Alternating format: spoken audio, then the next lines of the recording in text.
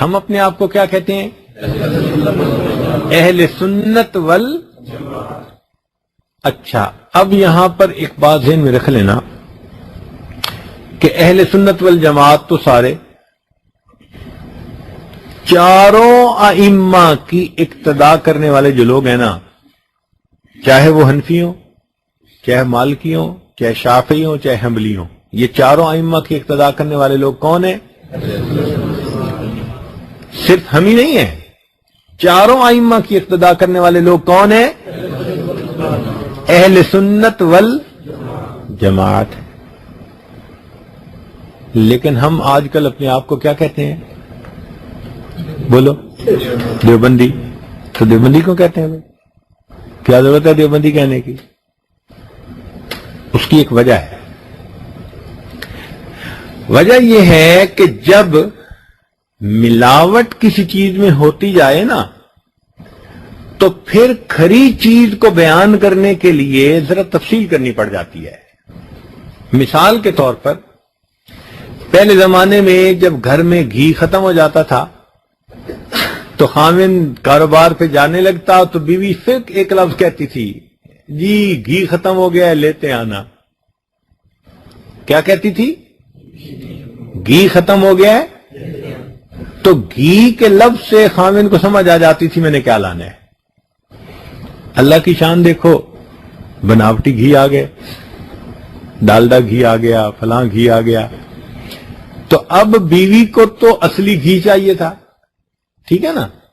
لہذا اب جب خاوند جانے لگا تو بیوی نے کہا جی دیسی گھی لے آنا. تو دیسی کا لفظ اس کی کیوں لگانا پڑ گیا؟ نکھار کرنے کے لیے. پہلے تو گھی کہتی تھی، اب کیا کہنے لگی؟ تو بھئی دیسی کا لفظ کیوں لگایا؟ تاکہ کھوٹے اور کھرے کے درمیان، اصل اور نقل کے درمیان امتیاز ہو سکے. اب اس کو یہ لفظ لگانا پڑ گیا، یہ مجبوری تھی اس کی. تو اس نے خاوند کو کیا کہا؟ جی کیا لے آنا؟ دیسی گھی لے آنا. اب کیا ہوا کہ لوگوں نے وہ دیسی گھی حاصل کرنے کا طریقہ یہ نکالا کہ دودھ کے اندر ڈالڈے گھی ڈال دیے دہی جمانے سے پہلے، اور پھر اس کا انہوں نے جو ہے نا وہ مکھن نکال کے گھی نکالا، تو یہ پھر ملاوٹ والا. تو اب یہ بھی نہیں کہہ سکتے کہ دیسی گھی لانا. اب بیوی کہنے لگی جی اصلی دیسی گھی لے آنا. تو اب اس کو ایک لفظ اور استعمال کرنا پڑ گیا. تو یہ جو لفظ وہ استعمال کر رہی ہے وہ اپنی مجبوری کی وجہ سے کر رہی ہے. کس کے لیے کر رہی ہے؟ اصلی دیسی گھی. کہ ایسا دیسی گھی کہ جس میں ڈالڈا کی ملاوٹ سے نہ گھی نکالا گیا ہو، بس لے دودھ سے ڈائریکٹ گھی نکالا گیا. جس طرح اس عورت کی یہ مجبوری تھی، ہماری بھی یہ مجبوری ہے کہ اتنے فتنے آ گئے ہیں دنیا میں کہ صحیح نشاندہی کرنا مسئلہ بن گیا ہے. لہذا اب کوئی ہم سے جب پوچھتا ہے کہ تم کون ہو، اور ہم آگے سے صرف ایک لفظ بتا دیں جی دیوبندی، تو اس دیوبندی کے ایک لفظ سے ہر چیز اس کے اوپر واضح ہو جاتی ہے. ہمیں مزید تفصیل نہیں کہنی پڑ جاتی.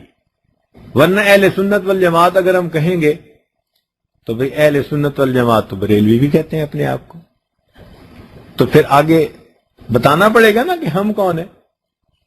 بات سمجھ گئے نا؟ تو اس لیے یہ مجبوری ہے کہ ہمیں اپنی شناخت کے لیے ایک لفظ استعمال کرنا پڑتا ہے. اصل لفظ تو ہے اہل سنت لیکن اگر اہل سنت والجماعت کے آگے اندر بتانا پڑے تو ہم کیا بتاتے ہیں؟ تو ایک لفظ سے سارا مسئلہ حل ہو جاتا ہے، لوگوں کو پتہ چل جاتا ہے. اچھا یہ ذہن میں رکھنا کہ بریلویوں اور دیوبندیوں کے درمیان اعمال کا فرق نہیں ہے، عقائد کا فرق ہے. فقہ ان کی بھی وہی جو ہماری، وہ بھی امام ابو حنیفہ رحمۃ اللہ کی اقتداء کرتے ہیں، ہم بھی انہی کی اقتداء کرتے ہیں. لیکن ہم جو اقتداء کرتے ہیں وہ اعمال میں، ہمارا فرق ان کے ساتھ ہے اعتقادات میں. دین کے 3 حصے ہوتے ہیں، ایک اعتقادات، ایک عبادات اور ایک معاملات.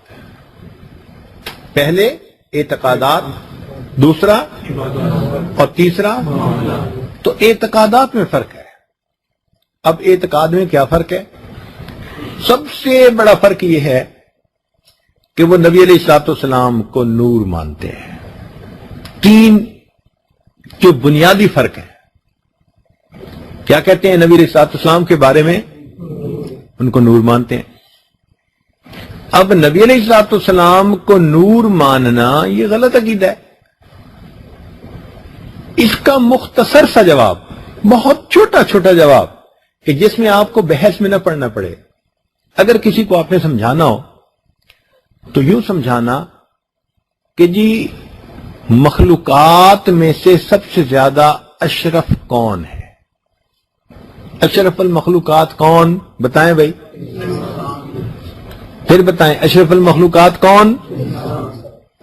تو بھائی فرشتے بنے نور سے، جن بنے نار سے، آگ سے، ایسا ہی ہے نا؟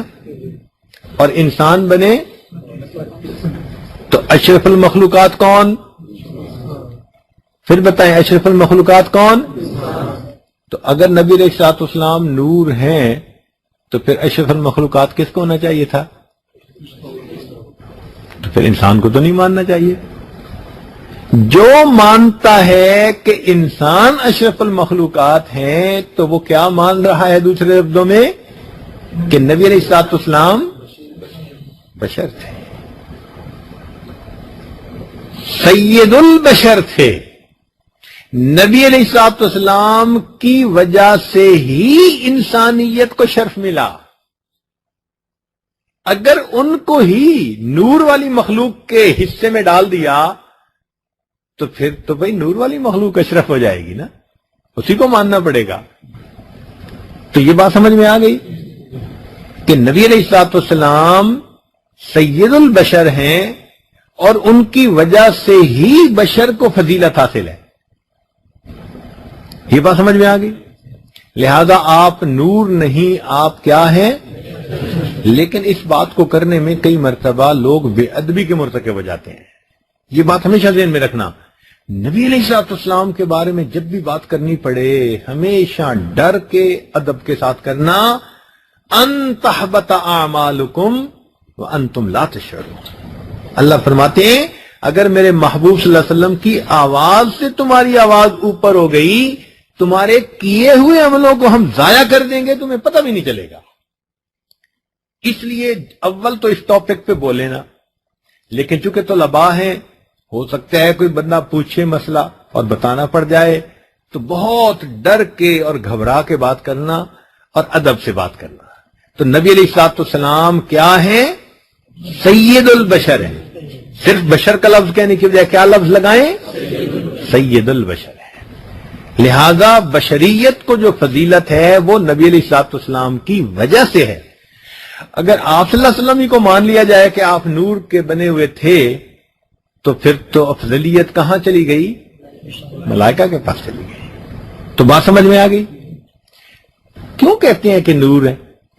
نبی علیہ الصلوۃ والسلام نے فرمایا اول ما خلق اللہ نوری، سب سے پہلے اللہ نے میرے نور کو پیدا فرمایا. تو بھائی وہ تو روح تھی نا.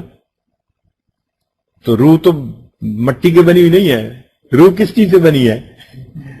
تو ہر ایک کی روح ایسے ہوتی ہے، وہ تو عالم امر کی آئی ہوئی چیز ہے.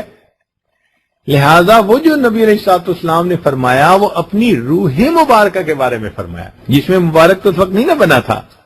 سب سے پہلے کیا چیز پیدا ہوئی؟ روح مبارکہ پیدا ہوئی. تو اس کے لیے نور کا لفظ اگر حدیث میں استعمال ہو گیا تو کوئی اشکال ہی نہیں ہے. بات سمجھ آ گئی نا؟ بات سمجھ آ گئی نا؟ اور ویسے حضرت مولانا قاسم نانوتوی رحمۃ اللہ علیہ انہوں نے بڑی پیاری بات کہی. انہوں نے فرمایا کہ اصل وجہ یہ تھی کہ جیسے یہ جو اندر بلب ہے نا، اس کے اندر لوہے کا بنا ہوا ایک ہیٹر سا ہوتا ہے، چھوٹا سا فیلامنٹ جس کو کہتے ہیں. وہ کس چیز کا بنا ہوا ہوتا ہے؟ لوہے کا بنا ہوا ہوتا ہے، ٹنگسٹن کا. لیکن جب اس میں بجلی آتی ہے تو وہ اتنا روشن ہو جاتا ہے کہ وہ لوہے کا نظر ہی نہیں آتا، ہر چیز ہی روشنی نظر آتی ہے. گویا روشنی اس کی وہ جو لوہا پن تھا اس کے اوپر غالب آ گئی. تو مولانا قاسم نانوتوی رحمۃ اللہ فرماتے ہیں کہ بالکل اسی طرح نبی علیہ الصلوۃ والسلام سید البشر تھے، مگر آپ کی نورانیت آپ کی بشریت پر غالب آ گئی تھی. اتنی نورانیت تھی نبوت کی کہ نبوت کی اس نورانیت نے اس بشریت کو اپنے اندر مغلوب کر لیا تھا. اس لیے لوگوں کو دھوکا ہو گیا، وہ کہنے لگے جی کہ نبی علیہ السلام نور ہے. اب ایسا ہی ہے کہ جیسے ایک بندہ بلب کو دیکھ کر کہے جی کہ یہ نور کا بنا ہوا ہے. بھئی نور کا نہیں ہے تو بنا ہوا لوہے کا ہی اندر سے. تو نبی علیہ الصلوۃ والسلام سید البشر ہے. کلیئر ہو گیا؟ اس معاملے میں کوئی ذہن میں سوال تو نہیں نا؟ نور اور بشر کے معاملے میں طے ہو گیا. اگلی بات وہ کہتے ہیں کہ نبی علیہ الصلوۃ والسلام حاضر ناظر. نبی علیہ الصلوۃ والسلام کیا؟ حاضر ناظر. بھئی یہ بھی ٹھیک نہیں. کیسے وہ کہتے ہیں؟ دلیل کیا دیتے ہیں؟ دلیل دیکھو عجیب دیتے ہیں. کہتے ہیں جی جہاں تک خدا کی خدائی وہاں تک حضور کی مصطفائی. بھئی یہ بات تو ہم بھی مانتے ہیں، لیکن یہاں سے یہ نتیجہ کہاں سے نکل آیا کہ جی جہاں تک خدا کی خدائی وہاں تک حضور صلی اللہ علیہ وسلم کی مصطفائی؟ وہ تو بات اپنی جگہ سچی ہے. کہتے ہیں لہذا حضور ہر جگہ حاضر ناظر. نہیں، ہر جگہ حاضر ناظر تو نہیں. بادشاہ پورے ملک میں بادشاہ ہوتا ہے، تو کیا بادشاہ پورے ملک میں حاضر ناظر بھی ہوتا ہے؟ یہ تو کوئی بھی نہیں مانتا. بھئی جہاں تک حدود ہیں ملک کی وہاں تک بادشاہ کی بادشاہی ہوتی ہے نا. تو کیا کوئی مانتا ہے کہ بھئی بادشاہ سلامت حاضر ناظر ہیں؟ کوئی بھی نہیں مانتا. تو جو مسئلہ نکالتے ہیں نا وہ عجیب سا نکالتے ہیں آگے سے، حالانکہ وہ مسئلہ نہیں. اب ایسے بندے کو کیسے سمجھائیں؟ یوں سمجھائیں کہ اس سے پوچھیں کہ بھئی ایک بات بتاؤ کہ نبی علیہ الصلوۃ والسلام مکہ مکرمہ میں کتنا عرصہ رہے؟ وہ کہے گا 10 سال. نہ 13 سال. کتنا عرصہ رہے؟ 13 سال. پھر اس کے بعد آپ صلی اللہ علیہ وسلم نے ہجرت فرمائی. تو ہجرت فرمانے کے بعد کہاں آ کر رہے؟ ہجرت فرمائی یا نہیں فرمائی؟ بتاؤ، اونچا بولیں. ہجرت فرمائی نا. ہجرت سے پہلے کہاں تھے؟ ہجرت کے بعد کہاں تھے؟ جو حاضر ناظر ہو اس کو ہجرت کی کیا ضرورت ہوتی ہے؟ ہجرت تو تبھی ہوگی نا کہ پہلے مکہ مکرمہ میں زندگی مبارکہ تھی اور اب مکہ مکرمہ سے.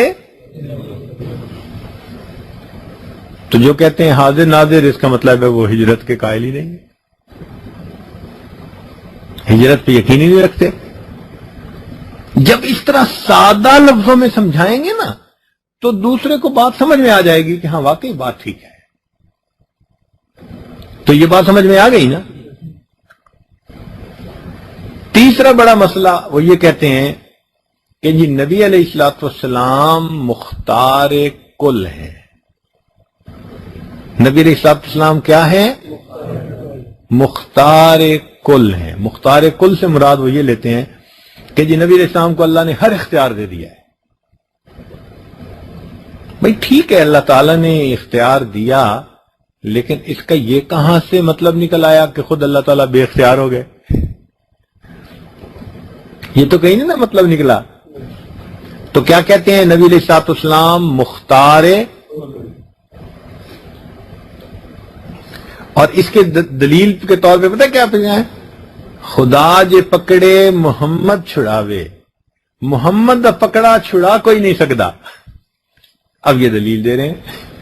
بھئی یہ دلیل کہاں سے آ گئی بھئی کہ خدا جو پکڑے محمد چھڑاوے. محمد دا پکڑا چھڑا کوئی نہیں سکتا. تو یہ ان کی غلط فہمی ہے کہ وہ اس سے سمجھتے ہیں کہ نبی علیہ السلام مختار کل ہیں. اب اس کا جواب آنا چاہیے نا. کس کا جواب بھلا؟ مختار. اب ایک بات بتائیں کہ نبی علیہ الصلوۃ والسلام نماز ادا فرماتے تھے؟ بتائیں، پکی بات ہے، ادا فرماتے تھے نا؟ کتنی نمازیں فرض تھیں؟ 5 تھیں یا 1 تھی؟ بتائیں، سوچ سمجھ کے جواب دیں۔ 5 نمازیں فرض تھیں یا 1 فرض تھی؟ فرض تھی نا؟ فرض کا مطلب کیا ہوتا ہے؟ چلیں یہ بتائیں۔ فرض کا مطلب یہ ہوتا ہے کہ وہ کام جس کو کرنا لازم ہو، ایسے ہی نا؟ اور نفل وہ کام ہوتا ہے کہ جس میں بندے کو اختیار ہو۔ نفل وہ کام ہوتا ہے کہ جس میں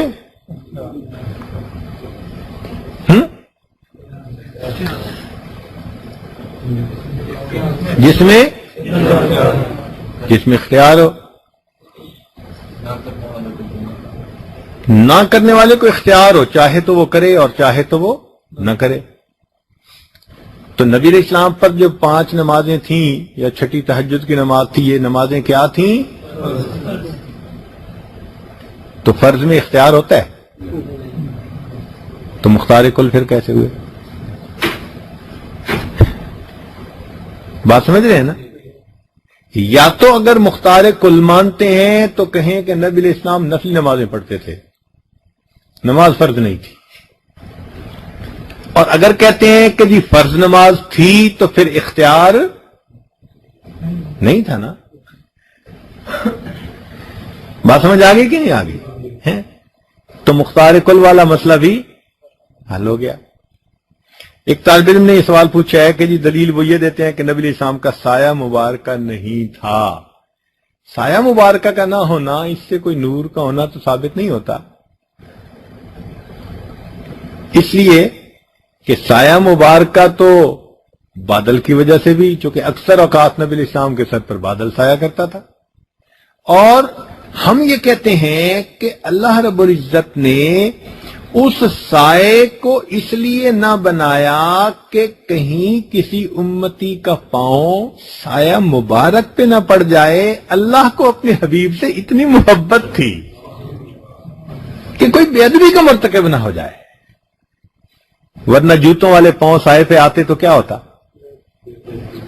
اس لیے اس سے یہ دلیل بنا لینا کہ نبی علیہ الصلوۃ والسلام نور ہیں، یہ تو کہیں سے سمجھ میں بات نہیں آتی۔ تو ایک کہتے ہیں کہ نبی علیہ الصلوۃ والسلام نور ہیں، اس کی دلیل بھی آپ کو سمجھ لگ گئی کہ آپ صلی اللہ علیہ وسلم سید البشر ہیں۔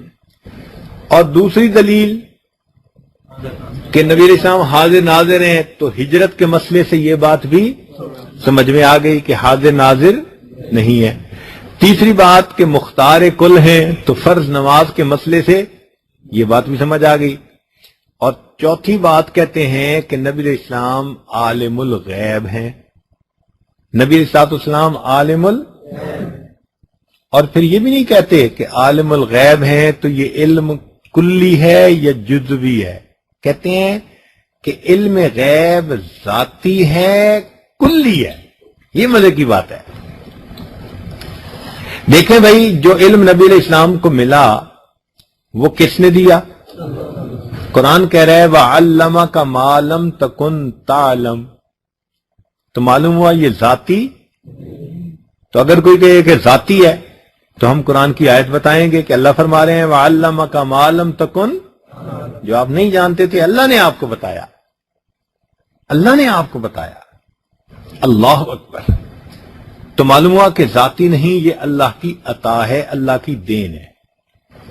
اور دوسری بحث رہ گئی کہ کلی یا جزوی، تو ہم کہتے ہیں کہ جزوی تو علم اللہ نے دیا۔ دلیل وہ کہتے ہیں جی نبی السلام نے قیامت کی نشانیاں بتائیں، آنے والے وقت کی باتیں بتائیں، غیب کی خبریں بتائیں۔ بھئی غیب کی خبریں بتائیں تو اللہ نے جو بتائیں وہی آگے بتائیں۔ تو اگر جزوی طور پر اللہ نے کچھ بتا دیا تو یہ تو نبوت کے منصب شان کے مطابق ہے۔ باقی یہ بات کہ کوئی کہے کہ جی کلی علم تھا، تو کلی علم تو نہیں تھا۔ دیکھیں اللہ تعالیٰ قرآن مجید میں فرماتے ہیں کہ اے میرے پیارے حبیب، وما علمناہ الشعر وما ينبغي له، اور ہم نے ان کو شعر کا علم نہیں دیا اور وہ آپ کی شان شان بھی. تو شعر کا علم نبی علیہ السلام کے پاس تھا؟ تو جب علم نہیں تھا تو کلی کا لفظ بھی استعمال نہیں کر سکتے. تو علم غیب کے بارے میں جو دو لفظ استعمال کرتے ہیں کہ کیا تھا، ذاتی تھا، اس بارے میں بھی آیت مل گئی، اور جو کہتے ہیں کلی تھا تو اس بارے میں بھی وما علمناہ الشعر، یہ بھی آیت بتا رہی ہے. تو معلوم ہوا کہ اس معاملے میں بھی پتہ صاف ہو گیا. تو یہ چار بنیادی مسئلے ہیں. اس چار کے بعد جو باقی ہیں نا وہ چھوٹی چھوٹی باتیں ہیں اور بے وقوفوں والی باتیں ہیں بیچاروں کی. وہ کوئی عقیدے کا کوئی ایسا مسئلہ نہیں ہے اس میں. اب دیکھیں، کہتے ہیں جی کہ ہم نے 11ویں شریف دینی ہے. بھائی اصل میں جو 11ویں یہ ہوتی ہے وہ اللہ کے نام کا صدقہ دیا جاتا ہے. اللہ کے نام پر صدقہ دے دو بھائی، اور اس کا ثواب کسی بزرگ کو پہنچا دو، اتنی سی بات ہے. تو بھائی اس کو تو ہم بھی مانتے ہیں.